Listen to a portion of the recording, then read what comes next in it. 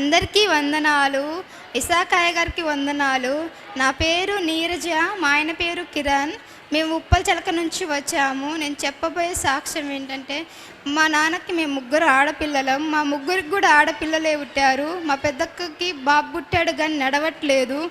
మా చిన్నక్కకి కూడా పాపే, నాకు పాపే. నాకు రెండో కాన్పప్పుడు కూడా పాపే పుట్టింది. ఆ పాపకి కొంచెం ప్రాబ్లం అయ్యేసరికి చనిపోయింది. మళ్ళీ మూడోసారికి ఇలా మా అత్తమ్మ గారు ఏం చెప్పారంటే, ఇలా ఇసాకయ్య గారు ప్రార్థన విని, ఇలా నువ్వు ప్రార్థనకి వెళ్ళమ్మా, ఇలా ఇసాకయ్య గారు ఏదంటే అది జరిగిద్ది, నువ్వు వెళ్ళు, కంపల్సరీ జరిగిద్ది అనేసి అన్నది.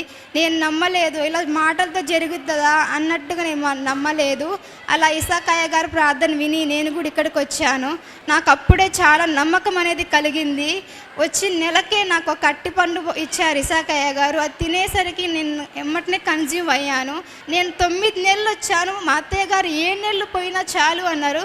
లేదు లేదు నేను పోతా అని చెప్పేసి నేను 9 నెలలు పోయాను. నా డెలివరీ అయిపోయింది, నేను బాబుని ఎత్తుకొని వస్తాను అని చాలా హ్యాపీగా అనిపించి, నేను నా బాబుకు కూడా అన్నప్రసన్న ఇక్కడే చేపిద్దాం, ఇసాకయ్య గారితో చేపిద్దాం అని అనుకున్నాను.